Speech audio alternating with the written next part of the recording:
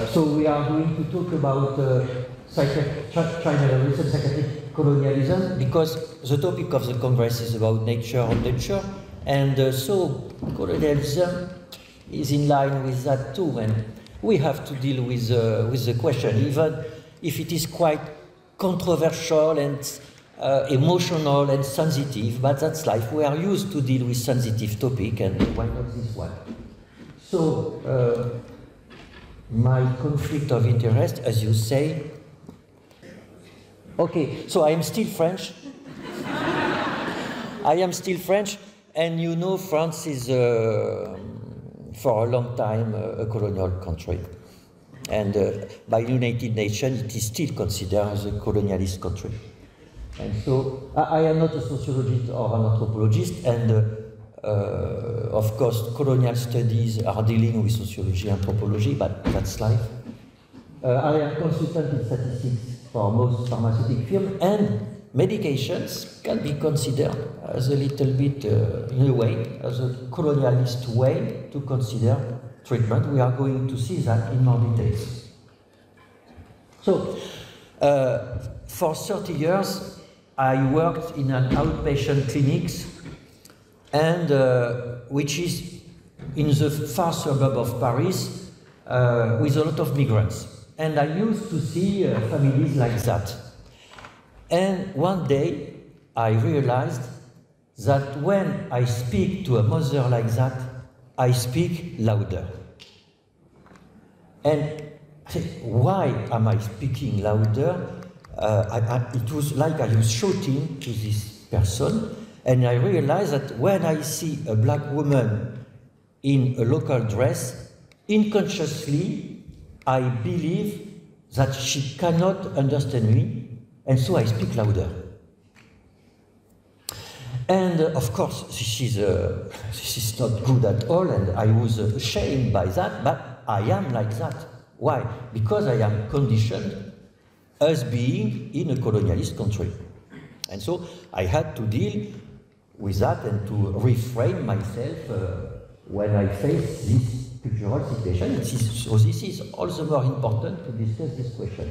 So here is the definition of colonialism, but it is classical colonialism, and we are not going to speak about that. We are more speaking about neocolonialism. Neocolonialism, it is more subtle. Economic imperialism is a form of domination of rich country to poor country, etc. You know that globalization, cultural imperialism, culture also can be in line with colonialism, and there is even neocolonial science. And we are going to deal with that a lot. You know, most of science comes from Occidental countries that were colonialist countries, and in a way, we impose our science to other countries. And there is a question: is it good or not? And we are going to deal with that because this is really a question. And for instance, many randomized control trials are done in Occidental countries, and we apply these results to other countries, considering that it makes sense why this is a big question. And for genetic studies, for instance, there are papers which show now that most genetic studies are done with Occidental persons, and in fact, results cannot be transferred to other countries. Anyway, about adult psychiatric colonialism, there is no problem about that. There has been and there is psychiatric colonialism, and papers and studies and works and books have been written for long. And of course, we have to mention Frantz Fanon, who has been a pioneer in this area. He was born in 1925, he died from leukemia in 1961. And what did he say? He said that first, psychiatry in colonialism was an alibi. First, it was a way to pathologize the colonized people. They were considered as immature, and because of their strange religion, perhaps they were psychotic, with delusion. And perhaps we had to treat them with antipsychotic because they were psychotics. And of course, this was a way to to instrumentalize psychiatry by the colonialized power. If you are different, we consider you as psychiatric patient and we will treat you to normalize the situation. But there have, Frantz Fanon mentioned also that colonialism has an impact on mental health. Why? Because when the colonial people arrive, they change your habit, your way of life, and they change your identity. And you know that when you change the identity of some human being, it can raise some psychiatric issues. And there has been psychiatric decompensation because of colonialism. And in addition, because there was racism also, people that were colonized internalized this racism, and it was also a source of psychiatric decompensation. In addition, he mentioned that when we arrived, we proposed psychiatric care to this person that were colonized, and we did consider that it was fine, and it was against the local practice, and it was considering that the socio-political context is in no way in line with what should be a treatment, which is questionable, of course, we know that today. Okay, so this was for adult psychiatry. This is quite easy. Now, for child and adolescent psychiatry. Well, in a way, this is quite similar. This is quite similar. In fact, there are culturally divergent behaviors that are considered as deviants. For instance, impulsivity. You know what I mean? ADHD, there is hyperactivity, inattention, and impulsivity. And you will consider naturally that impulsivity is a problem. It is a symptom, it is a problem, we have to fix it. But in fact, impulsivity has been considered as a problem mainly in Occidental countries, and sociologists like Max Weber or Norbert Elias, German sociologists, show that with centuries in Occidental countries, societies impose self-control of people, of citizens, to be accepted in the society. And self-control implies no impulsivity. And so impulsivity is all the more a problem as you live in an Occidental country. And so in some countries, perhaps impulsivity shouldn't be considered as a problem. And so it makes a problem in the definition in a transcultural definition of ADHD. After you have the question of child protection system. This is like for adult psychiatry. Of course, this can be considered as a way of colonial control for kids that are supposed to raise problems. Norms of parenting. This is something that we can face in our consultation. For instance, pyjama party. It is considered very positive that our kids are going to other family to socialize, etc. In some country, in some culture, going to a pyjama party is not good at all. No, no, no. And so if we say to family, this is fine, let your kid going to have a pyjama party, no, this is not necessarily a good thing. And even for some tricky situation, like parents, in their society, they hit kids. Of course, they shouldn't hit kids. But what are you doing in consultation? You are going to say, no, no, don't do that, don't do that. No, no, this is forbidden, which is true, this is forbidden. And so, but if you don't explain, if you don't consider that for them it was normal in their country, and see, if you ask them to do a different way of parenting, you have to accompany them. Because if it is not the case, they will disengage from parenting. And this can link to what is called intersectional oppression, because there is an accumulation of racism, sanism, that is being sane or not, adultism, that is you are fine when you are an adult and not an infant, classism, social class, and sexism, and you can have the addition of all of that, and it can increase stigmatization. Another thing that is more specific to child and adolescent psychiatry is the question of children that are born out of colonialism. We have that in France, for instance, for migrants that come from Algeria and they have kids in France, so they are French. And so this is, officially, there is no colonization. But in fact, their history, even if it is not said within the family, from time to time they will listen that a grandparent were killed by French people, etc., etc., that there has been trauma in the family, and all this can lead to psychopathological problem. And it has been said that, some riots that appear in France, in the suburb, with many second-generation migrants, could have been come from this embodied post-colonial trauma. Okay, so we could end the talk here and saying there is child and adolescent psychiatric colonialism, and we have to work against that. But there are things that are even more subtle. You know, today it is in fashion to discuss about global mental health. And it is cool, global mental health, because it is global and it is mental health, etc. Why, in fact, when you are seeing what do people, there is also a colonialist bias.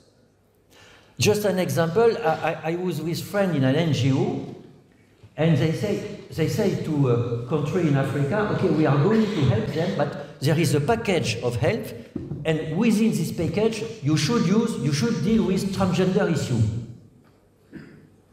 Yes, but we consider that transgender issue are an important issue, but they do not consider that transgender issue is a major issue, and even more, they consider that this is a problem to deal with transgender issue. I don't say that this is a problem or not. I just constate that we impose to them a package with something that they don't consider as a priority. So who is true?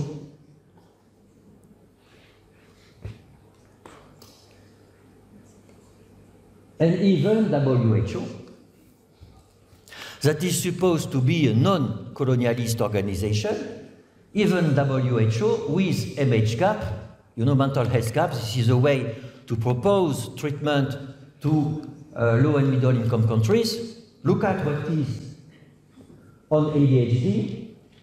If non-pharmacological treatment has failed and the child and adolescent has a diagnosis of ADHD and is at least 6 years old, refer to a specialist for methylphenidate treatment. But in most countries, there is no non-pharmacological treatment. And so, of course, they are failed because there was none of them. And so, what will do people? They will refer to a specialist for methylphenidate. And so there is a risk to prescribe stimulants to millions of kids because they are supposedly to be with ADHD. And this is not necessarily a good way to do public health and to do psychiatry. Okay, but you know panic attack, you know OCD. In all countries, there are panic attack and there are OCD.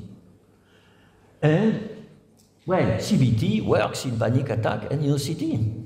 And in most countries, CBT works in panic attack and in OCD. So, is it colonialism to say to people that are dealing with panic attack that it is colonialist to propose CBT? No, it works. It is like antibiotics. Antibiotics works. And this is the same with EMDR in PTSD. There is PTSD on all over the planet for children and adolescents. No problem with that. And to deal with PTSD, this is not so simple. And EMDR works quite well. And it will work in Africa, in South America, etc. And in schizophrenia, there is schizophrenia in Africa too. Do you think that antipsychotics are not indicated in schizophrenia in Africa? No, of course not. Our colleagues in Africa are prescribing antipsychotics. Of course they do that. And this is not a colonialist issue. And this is the same, in a way, more or less, with stimulant ADHD, because even if ADHD, in a way, raised transcultural issue, in a way, there is Yukiko here from Japan. Children in Japan can have ADHD. Their phenotype are very different from the phenotype of children with ADHD in Italy. There is a paper on that. You can imagine why. And anyway, there are patients with ADHD in Japan, and methylphenidate can be used, of course. So, RNZ, universal advance. And so the question is perhaps not if there is colonialism or not. There is colonialism. Of course, the question is, are there universal facts in child and adolescent psychiatry? And in addition, this is a very general question about medicine. And so what say medicine? Medicine is split about this question if you look at the literature. First, you have paper like colonization, decolonization of medical health. And what they say things that are interesting. Of course, tobacco, soda, hamburgers give myocardial infarction, etc., all over the planet with an epidemic of obesity, etc. And it comes from where? From McDonald's, Coca-Cola, etc. This is Occidental culture. Experiments on local population have been very, very unethical. There has been experiments of mustard gas to treat cancer, not in Europe, but in low and middle income countries. Forced sterilization and medical research in general are for disease, for our disease, and not for disease that correspond to malaria, etc., etc. And so, indeed, even in medicine in general, there is some kind of colonialism. But you have not only this paper, you have also this paper. Western medicine makes it good to be alive. And indeed, antibiotics, when you have a pneumonia with pneumococcus, the best way to treat it is not to do Ayurvedic medicine. This is to use antibiotics. And it is difficult to say the contrary. It is difficult. Vaccines.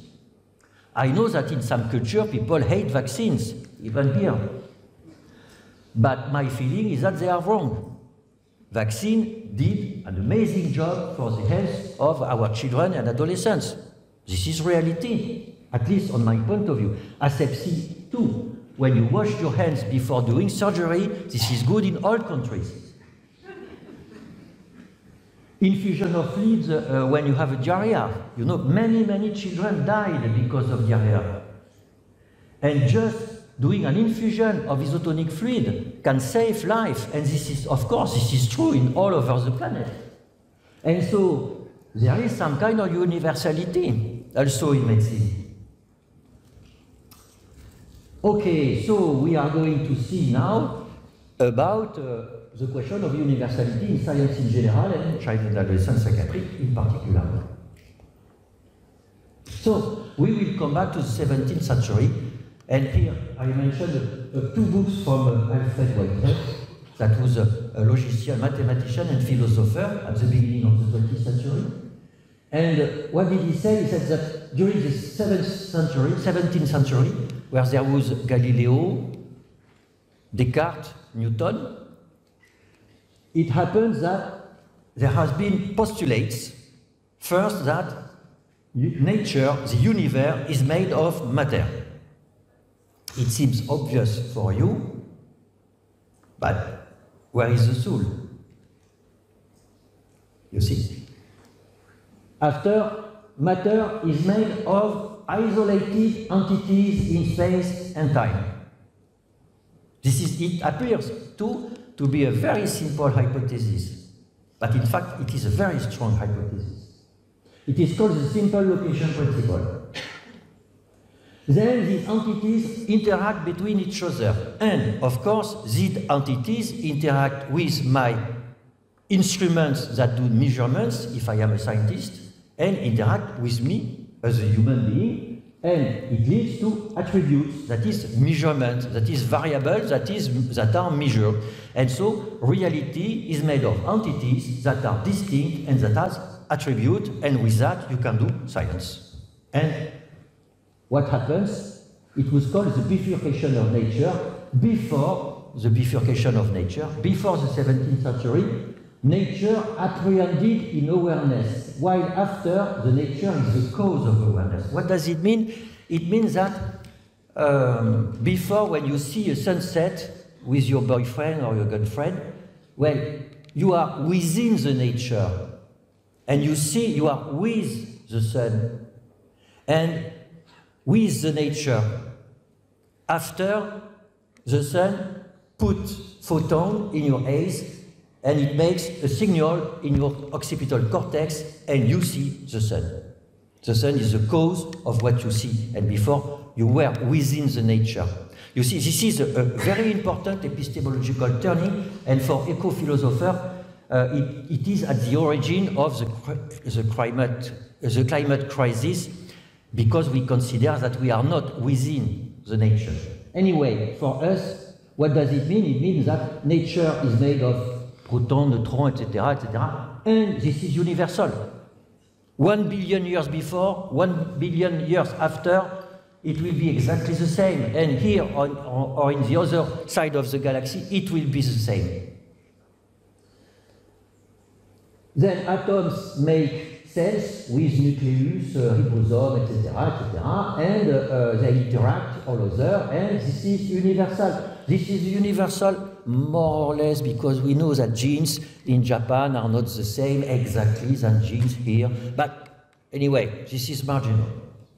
And after, cells are making organs, and organs are separate from each other, and they communicate. And this is universal, because Yukiko has a kidney, and a heart, and me too, and even if we come from different countries, we are exactly like that. Even if we look at closely, according to the country, your kidney will be smaller or larger. We know that, but anyway, this is marginal. And so, with natural science, there is universalism, there is matter, force, laws, and sometimes maths, and that's it. That's it, and it leads to modernity. And modernity used natural science to make its epistemology or philosophy with universalism, within, for instance, in the Declaration of the Rights of Man and Woman and of the Citizen, men and women are born and remain free and equal in rights, equal. And so if we are equal, we are identical, because we are equal. And so there is a form of universalism of human beings. And because child and adolescent psychiatry come from medicine, and because medicine is rooted in natural science, and because in natural science you have universality, then in child and adolescent psychiatry, this is universal. And so we have DSM, which is universal. You know that DSM-5 say you should adapt criteria to local culture, but this is only political correctness. There is no way to adapt in reality criteria to the local culture. We have all dopamine, and so we are all the same, and EBM, evidence-based medicine, is good for everybody. And so, in fact, there is nature and not nurture. There is nature and not culture. Nature is for serious guys. Nurture or culture, this is for the weekend, when you are going to the movies, etc., etc. And so there is no colonization, because it is universal. There is dissemination of knowledge and no colonization. Of course, the question is about interiority. We spoke about nature only, but not about interiority. And interiority comes from neurons, and neurons, we have all neurons, and all over the planet we have dopaminergic neurons, etc. And so interiority that comes from the brain is also universal. At least many people say that. And indeed, Philippe Descola, an anthropologist, found that in a way, interiority is a universal thing all over the planet. Philippe Descola found that all over the planet, in all cultures, human beings know that they have a physicality. They touch, they have bones, muscles, etc. You can touch that. And they have an interiority that we can call soul, etc., etc. And the question is that between culture, in fact, the interaction between physicality and interiority are not the same. For instance, in Europe, we consider that the water that is inside my bottle because it is hot, it is the same as the water that is in my blood. While in many countries, no, the water that is in the river is totally different than the water than the blood. This is completely different. While in some culture, you can communicate the interiority of the river with my interiority when I dream. While we consider that the river has no interiority. So it is, we have all interiority, physicality, but the way they interact is not the same. Okay. Okay. Is there a universality of self-consciousness? And we could see that it is true. We have all self-consciousness. We are very proud of it because it is said that cats, mouse have no self-consciousness. Anyway, when you look at when appears self-consciousness, this is very Occidental and this is very recent. During the 15th century, there has been food sufficiency and industrialization of printing. And what happened? Because of that, people had time to be alone, only with their mind. You read, and your stomach is full. And so you have time to think, and from time to time, you think with yourself. And this is exactly what they look, in fact, consciousness, there is something inside you that accompanies thinking, and this is consciousness, this is his definition, this is the guy who defined consciousness, and it makes yourself, and so there is self-consciousness. But this is very Occidental, and Yukiko, I mentioned you too, in Japan there is no real self-consciousness, there is Jikaku, self-revelation, awakening to the self when the adolescent is about 11, 12, 13, etc. So self-consciousness is not a universal. This is an Occidental construct. About psychotherapy, if there is no universality of self-consciousness, is there a universality of psychotherapies? At least on an epistemological point of view. You can see what happened in the 70s. In the 70s, there has been a scientific turn in the US for many reasons. And psychotherapies like Kohut, for instance, he dealt a lot with empathy. And empathy does not come from natural science. It comes from the shared interiority with the patient, between the patient and the physician. And Kohut was very embarrassed. Why? Because in fact he said that, well, if there is an importance about empathy, my colleagues are likely to say that I move toward a non-scientific form of psychotherapy, which provides cures through love and cures through suggestion, and this is evil. So you see, too, here, that because there is some kind of cultural domination of natural science on a domain which is psychotherapy, then you have a turn in the way this treatment is considered by the society. And now you know that it leads to, we say now that there are specific and non-specific effects of psychotherapies. Specific, they are serious, this comes from good science. Non-specific, it comes just for randomness or curiosity. Some psychotherapies are supposed to be better. This is strange. So, this is time to do a synthesis.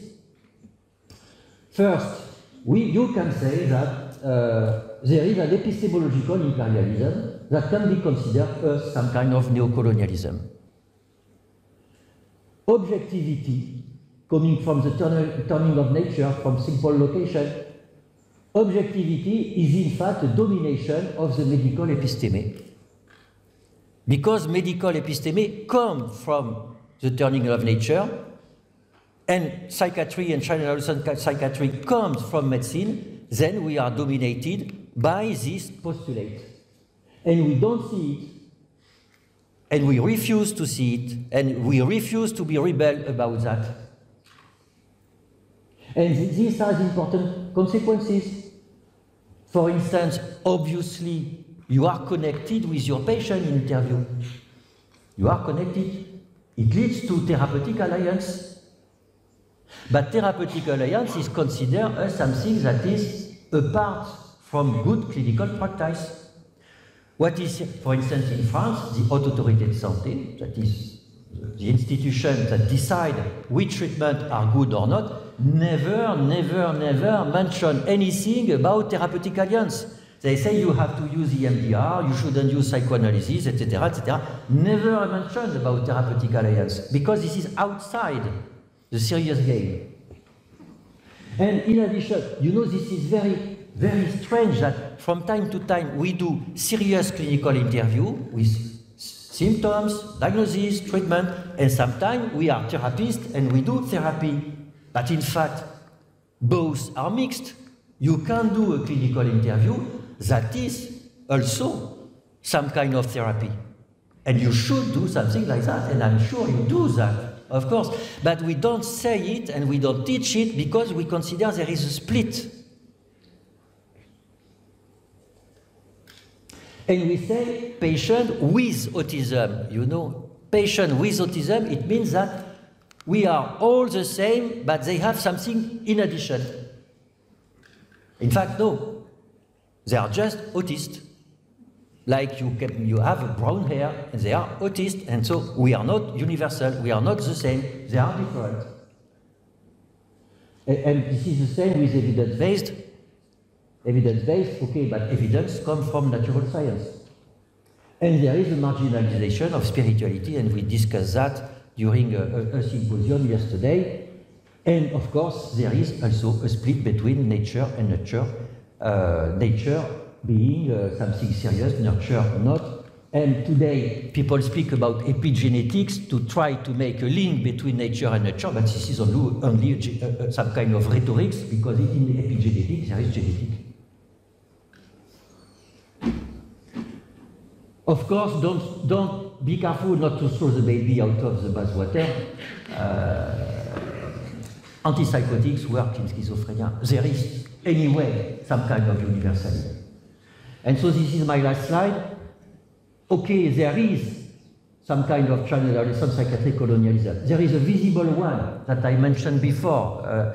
We in Occident have been colonialists, and we did bad thing about colonialism in this country. Of course, this is an historical fact, and we know that.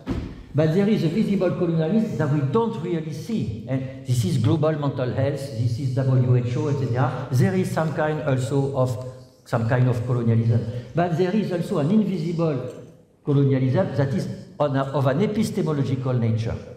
And in this way, we can say that the US has been a colonial institution towards all over the planet, with the DSM, with the research, and that's true.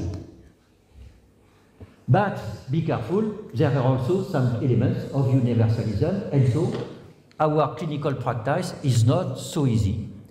We have to make a balance between things that are likely to be universal and things that are likely not to be universal, and we have to be careful about colonialist issue. And as always, we have to be awake about that.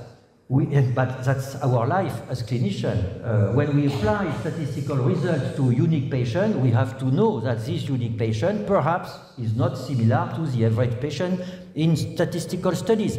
And now we have to add also the colonial perspective to this complex problem.